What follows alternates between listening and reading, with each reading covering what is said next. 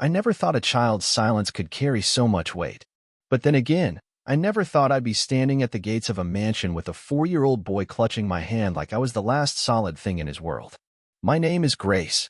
I'm a nanny. Not the kind you see in movies with pressed uniforms and cheerful songs. I'm the kind who's seen too much, who stays long after bedtime, who picks up the pieces when no one else will. And I was there the day Jonah arrived. He didn't speak a word. He didn't cry. He just stood beside me, staring up at the house like it might swallow him whole. He had a bag far too small for a child who'd just lost everything. And he had the mark. A strange, pale symbol behind his ear, barely visible unless the light hit just right. At first, I thought it was a scar. But something about it felt different. Like it wasn't from injury, but from something older. Something that had always been part of him. The adoption papers had arrived in a flurry. I wasn't surprised. The man I worked for, Andrew Sterling, wasn't known for waiting. He was a billionaire, used to having things done now. Business deals, acquisitions, media takeovers, and now, a child. A boy no one wanted. I watched Mr. Sterling from the corner of the room as he looked Jonah over for the first time. Tall, impeccably dressed, all sharp angles and unreadable eyes. The kind of man who could command an empire without raising his voice. But something flickered in his expression when he saw the boy. Not recognition. Not warmth. Something colder. Hesitation? No. Fear. It vanished so quickly I thought I imagined it. Still, the air in that room shifted. Like the temperature had dropped a few degrees and only I could feel it. Jonah, for his part, stood still as stone. No questions. No curiosity. Just silence. Until, at last, Mr. Sterling spoke. Take him to the East Wing. Set up his room. Then he turned and walked away. No smile. No welcome. Just a command, like Jonah was another item in his portfolio. And yet, he had chosen to adopt him. Why? That question burned in the back of my mind as I led Jonah down the long hallways of the mansion. The house was grand, ceiling-high windows, marble floors, paintings that looked like they belonged in a museum. But Jonah didn't seem impressed. His eyes didn't wander. He didn't reach for anything. He walked with his hands still locked in mine, like he didn't trust this place to hold him.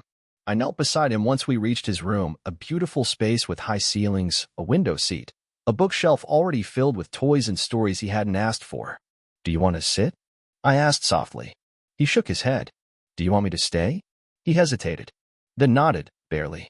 And so I stayed. For hours. Sitting on the floor while he sat on the bed, staring out the window like he was watching for something or someone that never came. I told myself I was doing my job, that he just needed time.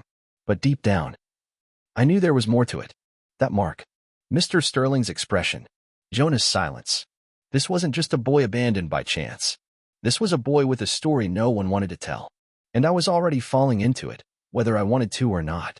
The next morning, I found Jonah sitting by the window, exactly where I'd left him the night before. He hadn't touched his bed. The blankets were still neatly folded, the pillow untouched. He'd stayed up all night in silence, staring at nothing. I sat beside him quietly, not wanting to startle him. The boy hadn't said a word since he arrived, and I didn't want to force one from him. Children like Jonah, ones who carry a silence that deep, need gentleness, not interrogation. But something about him was different. It wasn't just trauma. I'd worked with plenty of children who'd come from broken homes, who flinched at loud sounds or had nightmares that clung to them like shadows. Jonah was still, too still, like he wasn't afraid. He was watching, always watching. That morning, as the sunlight spilled over the floors of the East Wing, I made us both tea, real tea for me, warm milk for him. I placed the cup beside him. Good morning, Jonah, I said softly, like I'd done 1,000 times with other children.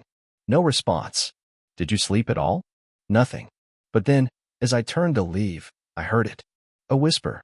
Do you believe in signs? I froze. Slowly, I turned back. He wasn't looking at me. His eyes were still focused on the horizon. But he had spoken. What kind of signs? I asked carefully, lowering myself to the floor beside him. He didn't answer that. Instead, he reached up and rubbed the skin just behind his ear, the spot with the strange mark. His fingers traced it absent-mindedly, like he wasn't even aware he was doing it. That mark, I said gently, does it hurt? He shook his head, then added, in the same whisper, it glows sometimes. But only when I'm alone. I blinked. At first, I thought I'd misheard him. Glows? What do you mean it glows? I asked, trying to keep my voice calm.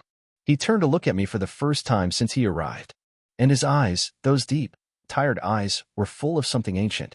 Something far too old for a child his age. "I think it's a key," he said. Then he closed his mouth and didn't say another word all day. Later that afternoon, I approached Mr. Sterling in his study. It was a massive room filled with books he probably never read and expensive art pieces he never looked at. He sat behind a desk the size of a car, reading something on a tablet with military-like focus. "Sir," I said, standing in the doorway. He didn't look up. "Is the boy settled?" "Yes. But something's odd." That got his attention. He lowered the tablet slowly. "What do you mean?" I stepped in. He mentioned the mark behind his ear. Said it glows sometimes. That it might be a key. Mr. Sterling's jaw clenched. "He said that to you?" His voice lost its usual coolness. It was sharper now. Controlled, but only barely. "Yes." He stood suddenly, walked to the bar in the corner of the room, and poured himself a drink at 2 in the afternoon. "I want you to stay close to him," he said without turning around. "Don't press him. Just observe." I hesitated. "Sir, what is that mark?" He didn't answer right away. Then, in a voice so low I almost missed it, he said, "It's something that shouldn't exist." Back in Jonah's room that night, I watched him sleep for the first time. He'd finally crawled into bed after I sat with him for over an hour, reading quietly by the light of the window. As I pulled the blanket over him, I saw it, the mark. And for a moment, I swear, it pulsed. Like a heartbeat. My breath caught in my chest. I didn't know what was happening. But one thing was clear. Jonah wasn't just a boy abandoned by chance. He was here for a reason. And someone, maybe everyone in this house, was keeping a secret. He next week passed like a dream wrapped in silence. But not a peaceful dream. The kind where the world looks familiar, but something underneath is deeply wrong. Jonah remained quiet, but he stayed near me constantly. Always within arm's reach, always watching. He'd taken to following me around the estate like a shadow. Never clingy, never loud. Just there. A presence. Quiet. Steady. And the mark? It pulsed more often. Sometimes I caught it out of the corner of my eye. A faint glow like firelight behind his skin. Once, I even heard a faint ringing when it happened. Like a sound not meant for this world. Like a warning. But every time I asked him about it, he just stared past me and said nothing. Meanwhile, Mr. Sterling grew stranger. He started locking the doors at night, all the doors. Not just the exterior ones. Jonah's room was bolted from the outside. My room too. I didn't notice until one morning I found I couldn't get out until one of the staff opened it. When I confronted him, he dismissed it with a smile and an excuse. Old habits. High security. Just a precaution, he said, sipping scotch before noon again. But I knew better. This wasn't security. This was containment. One evening, I snuck down to the basement. I'd never been there before, none of the staff had. The door was usually locked. But that night, I found it ajar. The light was off, and the hallway leading down was colder than the rest of the house. I descended slowly, heart pounding. What I found made my blood run cold. Rows of boxes. Files. Old photographs. Medical reports. Some dated back 20 years. All bearing one name over and over again. Project Halo. The logo looked military. Or private intelligence. Something classified. I opened one folder and found a black and white photo of a baby with the same mark Jonah had. Same shape. Same position. Under it, Subject 47B. There were notes. Dozens. Handwritten ones. In one, the words jumped out at me like poison. Retired from original facility. Relocated under new guardian, Andrew Sterling. He didn't just adopt Jonah. He'd been part of this from the beginning. Whatever Project Halo was. Mr. Sterling had known about it for years. And Jonah wasn't the first. He was just the last. I confronted him the next morning. I didn't knock. I stormed into his study, holding the file like a sword. "You lied," I said, voice trembling with rage. "You knew what he was. You knew from the beginning." He looked up from his desk, calm as always. "I didn't lie," he said simply. "You just never asked the right questions." "What is Project Halo?" I demanded. He stood, walked slowly to the window, and stared out into the gray morning mist. "It was a genetic program," he said finally, "aimed at enhancements, accelerated neural growth, reflex stimulation, cognitive expansion. On children." I asked. "On orphans. Ones no one would miss." I felt sick. And Jonah? He paused. Jonah was one of the final subjects. The most advanced. The only one who survived intact. I staggered back. He's just a child. Yes, he said, turning to face me now. But he's not just any child. He holds data in his brain, secrets even he doesn't know he carries. That mark is an interface. A lock. And someone wants what's inside. I stared at him in horror. You brought him here to protect him? He smiled, but it didn't reach his eyes. I brought him here to finish what was started. That night, I didn't sleep. Jonah knew. He knew. I sat by his bedside as he slept, my mind racing with everything I had learned. And still, he looked so small, so peaceful, so innocent. How could this boy be the center of something so monstrous? And how could I protect him from a past that was already inside his skin?